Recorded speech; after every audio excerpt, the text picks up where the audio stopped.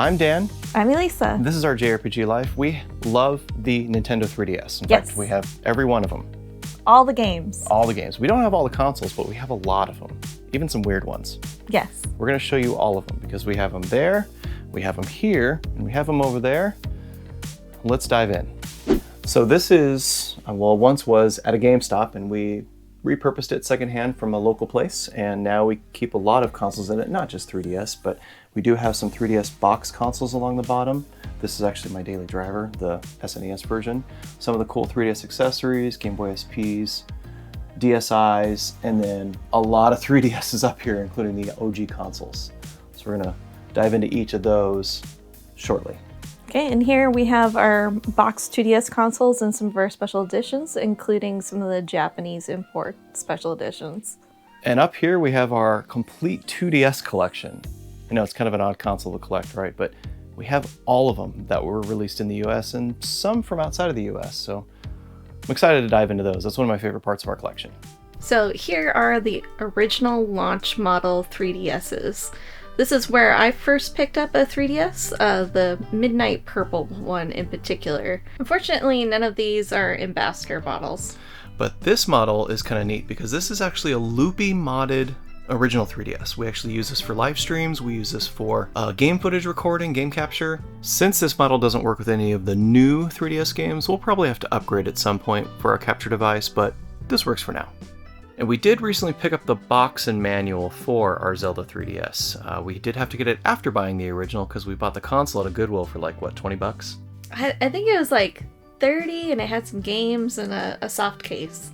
Yeah, so it's great to finally have the box. The thing that kind of blows about this box is that they made a glue tab on the front of it instead of just a simple, like, pull the sticker off. So if you open it, you're gonna have pretty much, it's gonna be impossible to do it without tearing something. As you can see, it's torn here, but it's okay. It still looks pretty good, and when it's closed, you can't really tell. We're happy to have it. Here we have our loose 3DS XLs, and they are each a special edition. The XL was actually my first model of 3DS. I didn't have a special one, I just had the regular blue one, but I played that for a very long time until finally upgrading to the new 3DS XL. Now these are basically the OG models, but bigger. Bigger screen and larger size for man hands, I guess. So here are complete in box 3DS XLs. There are a couple special editions here. We have one imported from Japan, the One Piece model, and a very special one to me is the Persona Q edition. That one Daniel got me for my birthday, and I just love it because I love Persona. Interesting fact about the 3DS models is they're called LL instead of XL. That's just the standard for Japan. And they only play Japanese games, so can't buy one of those and use them for US games, but we do have some Japanese games to play on them, so it's pretty nice to have a few of these. As a fun side note, you can play any region of original DS games on these. Just the 3DS games are region locked, but kind of a neat feature. Ah, the 2DS, shaped like a doorstop. So I love our 2DS collection. We actually have every single one released in the US. Amongst them, you have cool ones like this pink one here at the bottom, which is it's the Disney edition. We have the red and white edition. And then there's this really neat one, which is the Fragrant Story edition. This is actually a lilac Japanese exclusive color, but it is modified to have the complete Fragrant Story game on it. Not just the original Fragrant Story game, but the full game with the DLCs. It gives you 30 plus hours of gameplay. The cool thing about the 2DS is they're super comfortable, so if you want to play something like a RPG or just chill, like, it's a great console for that. I wouldn't say it's good for long play sessions of really extreme games like Super Smash Bros., but I think it's great for the cozy games. And finally, our complete in-box 2DS collection. We love these. We'd love to have all of them complete in box, but we just don't have that yet. But in the meantime, we picked this one up back when it was brand new, the 3DS Mario Maker Edition, for like 80 bucks, I think it was on sale for. And then this one of the best ones in our collection, we picked it for $40, almost brand new, way back in the day when it was still, the 3DS was still releasing games. We're super excited to have this awesome Zelda edition. These ones are the clear ones. I really enjoy them because they kind of remind me of like the 90s like Game Boy editions. And look, we paid $99 for this one. We do also have a Japanese version, and it's the yellow Pikachu edition. There's also a green one out there that I'd love to get someday and add to the collection. It's also Japanese exclusive. For sure. I love the yellow one. It's so cool. These are pretty unique because these are the new 3DS models. They're not XLs, they're just new Nintendo 3DS. Out in the US, they were released on Black Friday for exclusives, and super hard to find and very valuable nowadays. These are unique because they're the exact same as the new 3DS XLs, but they're smaller, obviously, and they have the C-Stick, the extra thumbstick. They do have removable face covers, and especially cool is this Pokemon edition, which is super sought after and extremely collectible, and we're super excited to have it in our collection. I will say we bought the two Black Friday ones for about $100 each way back in the day when they were worth about that. So we're excited to have them now. They're obviously worth a lot more than that now, but they're one of Elisa's favorite daily drivers. Oh yeah, I love it because it's got the smaller form factor, but it's got the faster processors in it and the brighter screens. Something I love about this edition is that you can buy faceplates, or at least you could. Now they're pretty expensive. We only have these two. I wish we would have just gone ham and bought all sorts of them. There's Pokemon, Yokai Watch, solid colors, just about anything you could think of. I'm glad we got these two, but I love being able to customize your console like that freely. They came out with a lot of these in Japan, so we only have a few of these in America. Now to the big boys, the new 3DS XL. The Super Nintendo edition actually is my daily driver, and this red one is Elisa's daily driver. So these are our CIB versions. We only have the Majora's Mask one, we don't have the Hyrule one, but it's cool to have nonetheless, and we do have this loose Galaxy edition. But these are, in my opinion, the best overall 3DS console. They're the most powerful. You might get lucky and get a dual IPS screen, which means a brighter screen on the top and the bottom. We do have this other one as well, which is actually a Japanese exclusive. This is a Japanese model. They only made the white color new 3DS XLs in Japan. They're called the 3DS LL, and there's a Japanese game in it, because we do have a few. It cannot play US games. Now, something I do like to point out about these editions is they have kind of a foil layer to them.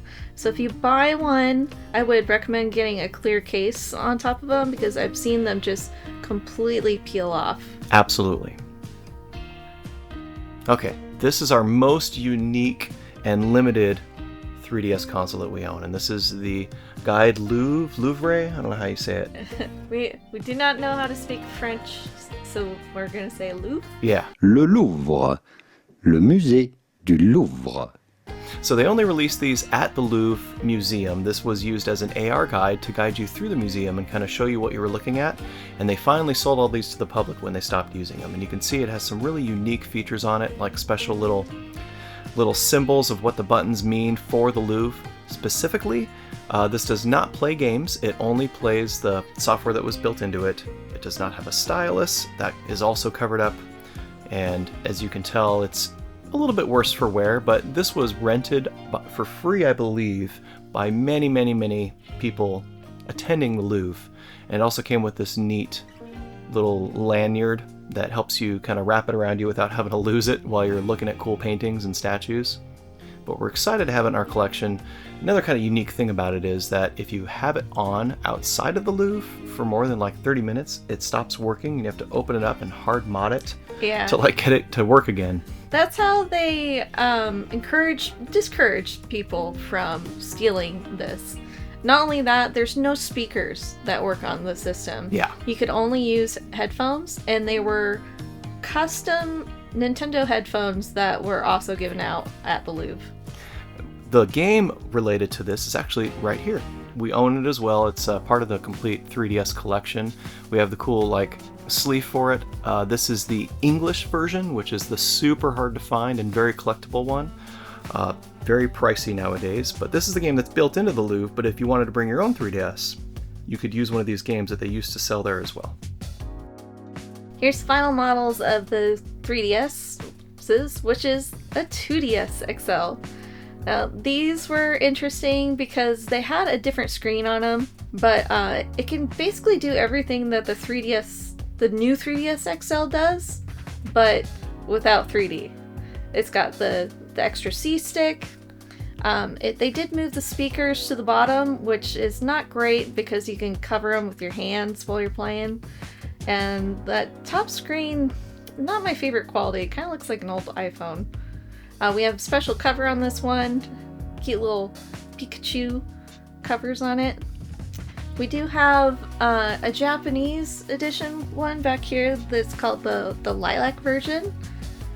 And we do have it soft modded. It came that way from the store that we bought it from, which is fine. You know, it gives us that experience without having to install it ourselves.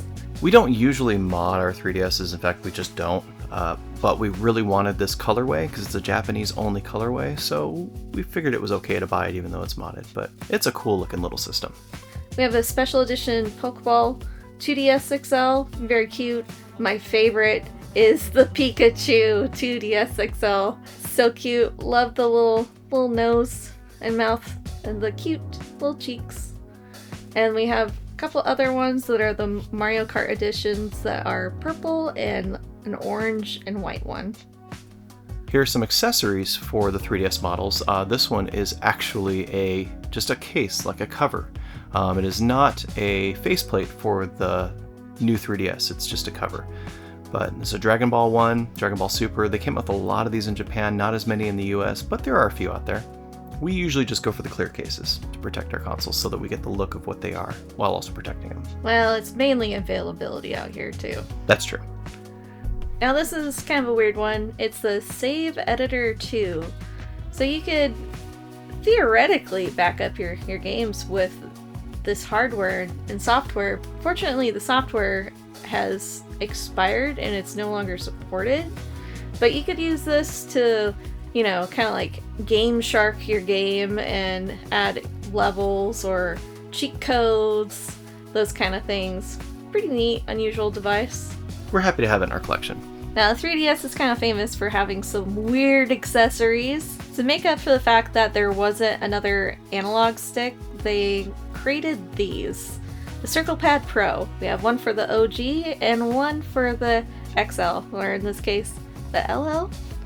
And so there's certain games that worked better this way. Monster Hunter was one that used it, and I believe Kid Icarus as well. Yeah, it was basically, it gave you the option to control the camera in a more modern way, which you usually do with your right thumbstick, and Monster Hunter was the absolute best use of this. Speaking of Monster Hunter, this is a weird one. We recently picked this up at a local game store in Tucson, and it is a Monster Hunter Edition grip.